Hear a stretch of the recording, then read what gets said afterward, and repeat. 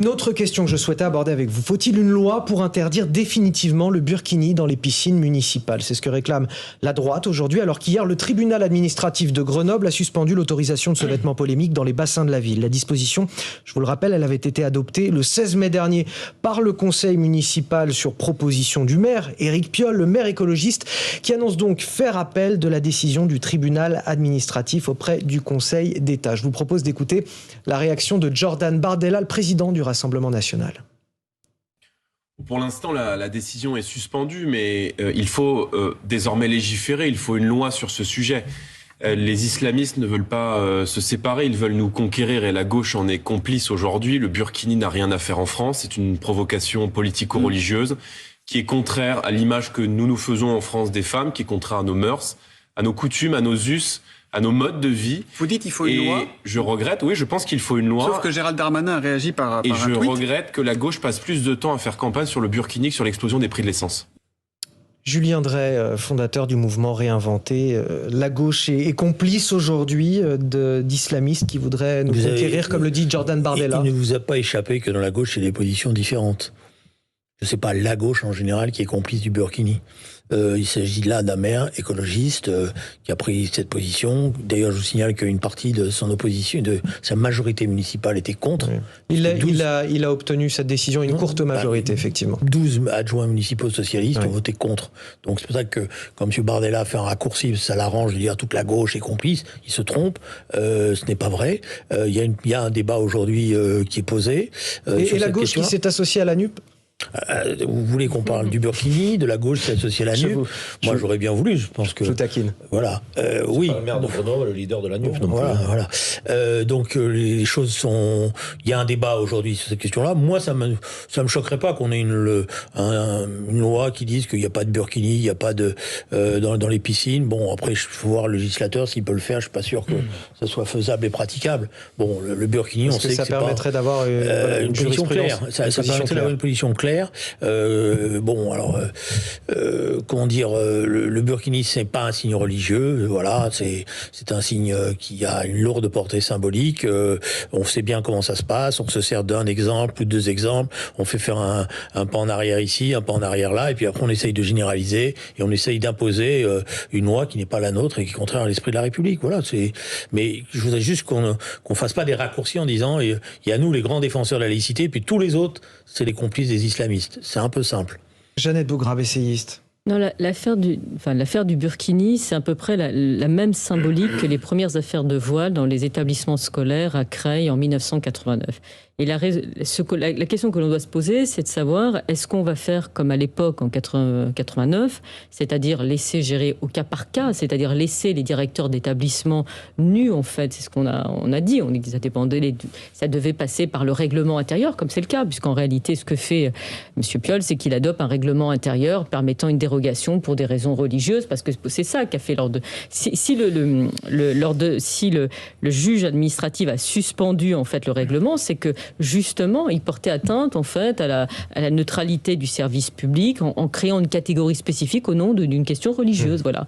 Et la question que l'on peut se poser, c'est est-ce qu'effectivement, pour les services publics, faut-il à nouveau un texte, pas spécifique au burkini, mais un peu rappelant les principes de neutralité qui sont déjà, même si c'est vrai, les usagers. Pour l'école, c'était spécifique parce que c'était des mineurs, mais de manière générale, est-ce que dans ces structures-là un peu particulières, comme les piscines, il faut un texte? La question se pose. Mais moi, je regrette qu'on en soit à se poser cette question-là.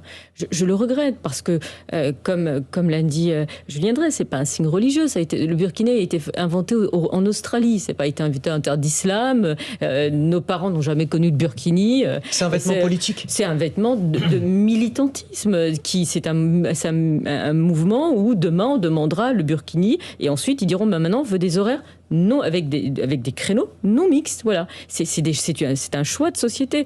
Et Piolle, le maire de Grenoble, on lui dit on va éteindre. Il avait une porte de sortie qui était honorable, qui est celle de la suspension par le juge administratif. Il dit non, je vais faire appel. C'est une provocation de sa part que de faire appel. Bien sûr que c'est une provocation. C'est une provocation qui lui permet de faire le buzz aussi. Je sais le buzz et de maintenir encore l'actualité autour de ce burkini qu'il entretient lui-même. Mais il n'est pas jusqu'à Jean-Luc Mélenchon et quelques autres au sein de leur Raphaël alliance Steinville, qui sont un petit peu embarrassés que l'affaire du Burkini prenne tant d'importance dans les semaines à venir, alors qu'il y a plein d'autres débats fondamentaux. Alors moi, je pense, je ne suis pas de ceux qui voudraient minimiser l'importance de ce débat et de ce que ça implique dans les mois et les années à venir.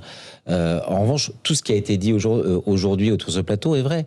C'est pas un vêtement religieux, et pour autant, c'est utilisé par les tenants d'un islam politique conquérant comme un cheval de bataille pour faire avancer leur combat et leur soumission, notamment à l'égard des femmes. Donc il faut être extrêmement vigilant. Bien évidemment que je pense que tout le monde regrette qu'on en soit obligé de passer par une loi. On se dit, mais quand même, sur des règlements intérieurs de piscines municipales, il va falloir maintenant légiférer. C'en est à la fois confondant et en même temps nécessaire, compte tenu des avancées et des provocations qui sont faites aujourd'hui. Moi, si vous me permettez, je vais ajouter quelque chose. Moi, ma colère, elle est à l'égard de M. Piolle. Parce qu'en faisant ça, et en se servant de ça pour se donner une certaine image de liberté et de faire un clin d'œil peut-être à quelques électrices et électeurs, ou conquérir un statut politique qu'il a du mal à conquérir sur le plan national, parce que on a remarqué qu'il n'avait pas fait un gros score à l'intérieur des primaires des écologistes.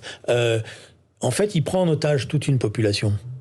Il y a aujourd'hui des millions... C'est la tactique Sandrine Rousseau qu'il a fait. Non, il y a des millions de musulmans aujourd'hui qui vivent tranquillement et qui en ont marre, qu'on les stigmatise systématiquement. Et ce genre d'attitude, c'est que lui, il prend en otage des millions de gens qui veulent vivre tranquillement et qui n'ont rien à voir avec contribue à la division de la société, ce que vous voulez dire. Il contribue surtout à stigmatiser une partie de la population qui, elle, veut vivre tranquillement dans la République. Et ça, c'est pas acceptable. Karim Zeribi, consultant. Non, mais je pense que la mesure de Piolle a été retoquée non pas sur des principes de laïcité, parce que je pense que les principes de laïcité ne permettent pas d'interdire le burkini donc, dans les piscines. Mais c'est par une incohérence discriminatoire, donc, puisque le short est interdit et les burkinis seraient autorisés. Donc ça veut dire que si le short est interdit pour des questions d'hygiène, comment on peut autoriser le burkini pour des questions d'hygiène? Donc, oui, mais la neutralité face aux questions d'hygiène. C'est ça. C'est-à-dire qu'on a fait une dérogation à l'exigence d'hygiène sur un enjeu religieux. Mais c'est pas les principes de laïcité en tant que tels. Non, c'est la neutralité. On peut pas décréter que les principes de laïcité interdisent le burkini. Donc ça ne marche pas. D'ailleurs, sur les plages, il y avait eu des arrêtés. Donc souvenez-vous. Oui, mais même la piscine municipale n'est pas un lieu de service public au sens où on l'entend par l'école. Et les usagers ne sont pas des maîtres nageurs. Donc en l'occurrence, donc ça veut dire qu'ils ne sont pas dans l'obligation. C'est la laïcité. La laïcité dans ces textes ne peut pas interdire le burkini. En revanche, là où Piolle est détestable, moi il m'horripile là, c'est que il veut donner le sentiment qu'il attribue une dérogation à une communauté religieuse qui, pour la majorité, l'immense majorité, n'a rien demandé. D'ailleurs, à Rennes, on a quand même un peu de recul. Ça fait 4 ans que ça existe, la mesure que Grenoble a prise. On a un responsable de l'opposition, on ne peut pas dire qu'il soit favorable à ce qui a été décrété par la majorité, qui dit qu'il y a 4 burkinis. 4 burkinis. Il n'y a pas eu qu'une épidémie de burkini. Donc, il faut qu'on arrête. C'est un signal politique. C'est insupportable de mettre ça à projet. Une dernière question que je voudrais